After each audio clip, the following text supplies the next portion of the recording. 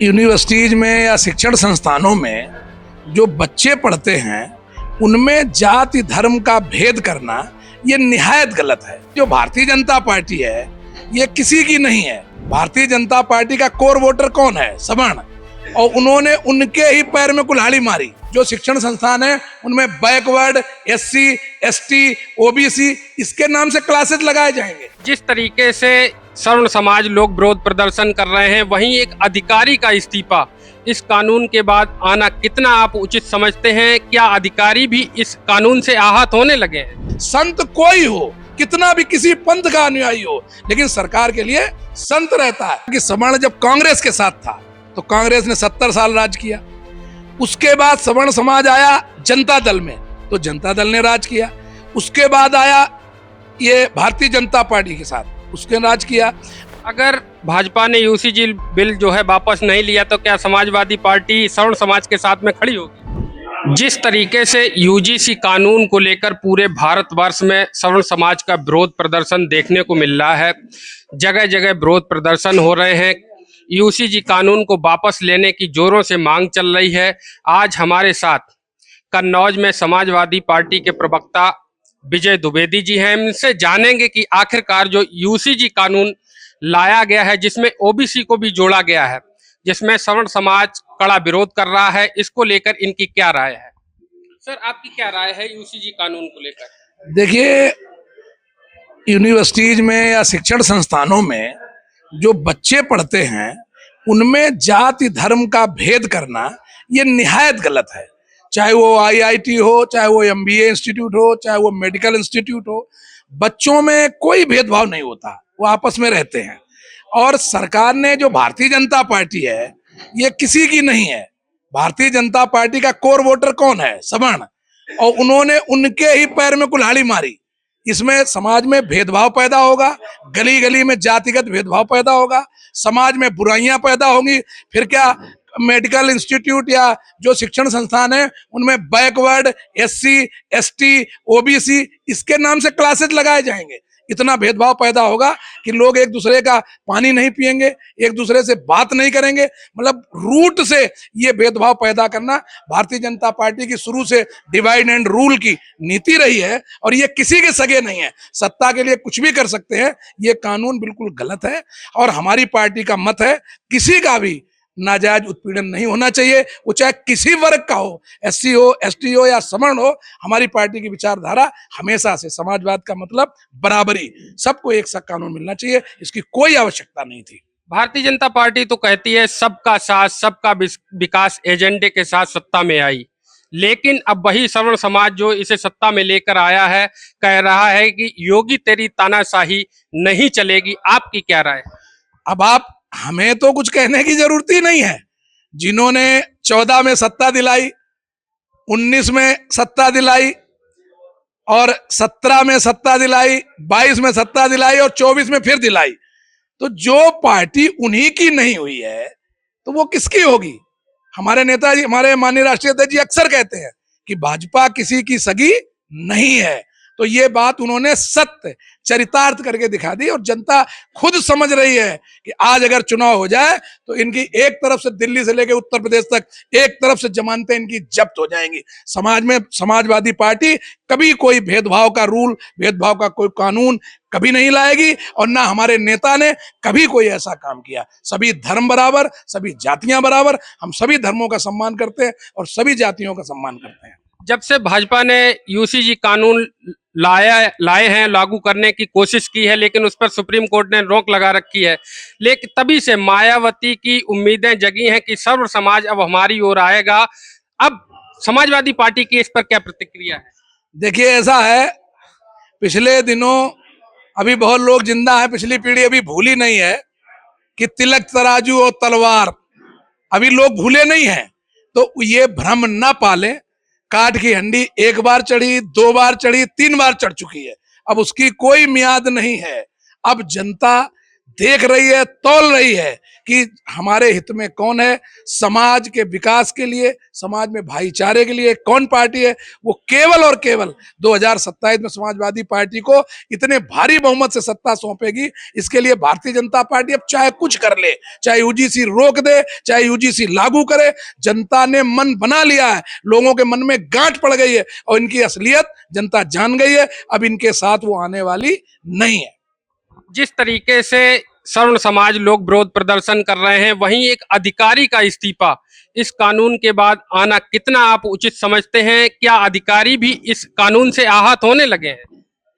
देखिए, वो जो सिटी मजिस्ट्रेट बरेली ने जो इस्तीफा दिया है, देखिए हर आदमी अपनी आत्मा की आवाज से संचालित है। ड्यूटी का मतलब ये नहीं है कि उसका कोई निजी विचार नहीं है। अगर कोई अधिकारी, कोई मुख्यमंत्री या कोई सरकार किसी अधिकारी से बिल्कुल नाजायज काम करने को कहे तो क्या उसका व्यक्तिगत कोई जमीर नहीं है? उनने जो इस्तीफा दिया बिल्कुल सही दिया। उस व्यक्ति का जमीर इतना ज्यादा उससे आहत हुआ कि उसने नौकरी को, एक पीसीएस की नौकरी को लात मार दी। तो आप समझिए उसके विचार कितने ऊंचे होंगे। उसने कोई गलत नहीं दिया। जो आपने बताया, सरकार जो सनातन धर्म का पेटेंट कराए बैठी है, तथा कथित पेटेंटी बैठे हैं, आप बताइए गंगा जी स्नान कौन करता है? संत करते हैं। निश्चलानंद महाराज जी को, अभिमुक्तेश्वरानंद जी को रोकने की क्या आवश्यकता थी? वो कोई विस्फोटक लेके तो जा नहीं रहे थे भाई। साधु संत भक्त वही गंगा स्नान करते हैं। माघ मेला किस ले लिया? जितने भी घाट हैं, जितने भी कुंभ हैं, आपने उनको क्यों रोका? सरकार को भीड़ की, मॉब की व्यवस्था की जिम्मेदारी करने की सरकार की है।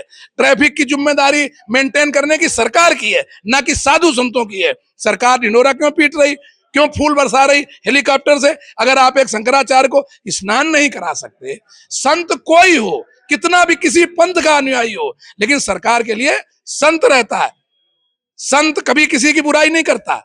और सरकार संतों में राजनीति नहीं करती कि ये इस पार्टी के हैं, इनकी विचारधारा, कोई किसी संप्रदाय का है, कोई किसी मठ का है। ये सरकार की पूरी पूरी गलती है। सरकार को साधु संतों का सम्मान करना चाहिए। संत समाज में भी असलियत, जबकि एक संत के रूप में मुख्यमंत्री बैठे, असलियत जान गई है। संत समाज में बहुत आक्रोश है।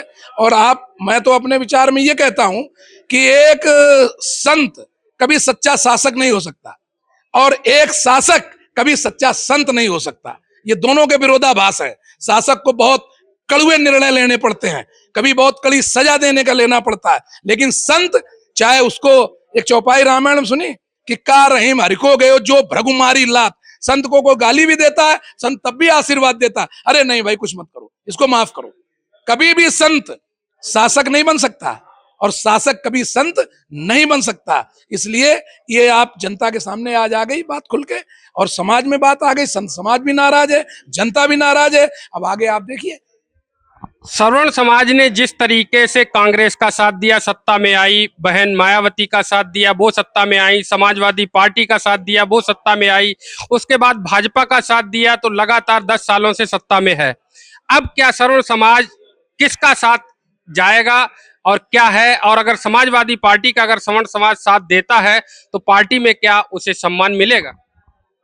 देखिए, आपने बहुत अच्छा सवाल किया। सवर्ण समाज इस देश में लगभग 25% है। और जो आपने अभी बताया कि सवर्ण जब कांग्रेस के साथ था तो कांग्रेस ने 70 साल राज किया।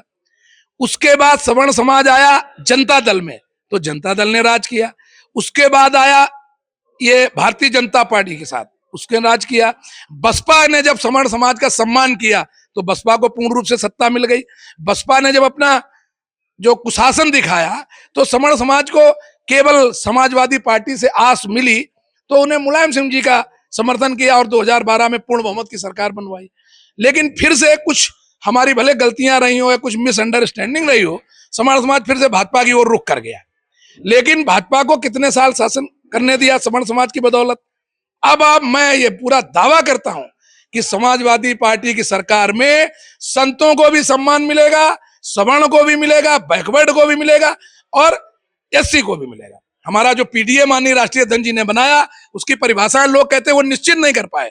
पीडीए का मतलब पंडित भी है, पीडीए का मतलब पीड़ित भी है, पीडीए का मतलब पिछड़ा भी है, पीडीए का मतलब प्रोग्रेसिव भी है, पीडीए का मतलब पॉजिटिव भी है और प्रोग्रेसिव डेवलपमेंट अलायंस भी है, प्रोग्रेसिव डेमोक्रेटिक अलायंस भी है।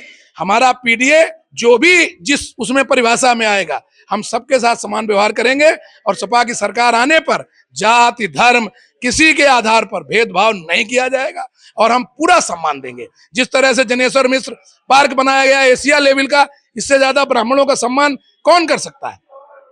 परशुराम की मूर्तियां लगवाई हमारे राष्ट्रीय अध्यक्ष जी ने, जगह जगह सभी धर्मों का सम्मान किया। और जब हमारी सरकार समाजवादी पार्टी की आएगी तो हमारे राष्ट्रीय अध्यक्ष जी ने वादा किया है कि हम गोमती रिवर फ्रंट पर जितने भी महापुरुष हैं सबकी सम्मानित रूप से प्रतिमाएं लगवाएंगे और सबका सम्मान करेंगे। एक लास्ट सवाल और है आपसे। भीम आर्मी चीफ जैसे ही 2027 का चुनाव आ रहा है, उत्तर प्रदेश में अपनी जमीनी ताकत को मजबूत करने में जुट गए हैं। कन्नौज में भी उनका 4 फरवरी को दौरा है और कह रहे हैं कि इस बार जो गढ़ है भाजपा और समाजवादी पार्टी का, उसमें सेंध लगाने का काम करेंगे। तो क्या राय है? देखिए, ऐसा है, ये एक सांसद भाजपा और अन्य पार्टियों की फूट की वजह से हो गए किसी तरह, और इनको प्रमोट कौन कर रही है? बीजेपी कर रही है, ताकि जो एससी का वोट है उसमें बिखराव हो और बहन जी कमजोर हो, और वो सोच रहे हैं कि हम सपा के पीडीए को कमजोर करें। जो ये अभी लाया गया बिल, वो भी पीडीए के लिए लाया गया, लेकिन एक कहावत है कि जो गड्ढा किसी के लिए खोदता है वो खुद उसमें गिर जाता है। उसी में भारतीय जनता पार्टी गिरेगी।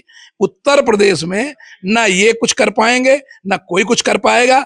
सब समाज जो भी हैं वो सब जान गए हैं कि कौन हमारा हिती है और कौन हमारा अहित कर सकता है, इसलिए अब इनका कोई असर नहीं पड़ेगा। ये बीजेपी के प्रमोटी हैं, जैसे ओवैसी हैं वैसे रावण हैं कि किसी तरह वो मुस्लिम बांटने के लिए है और ये एससी बांटने के लिए, लेकिन इनके साथ कोई एससी जाने वाला नहीं है।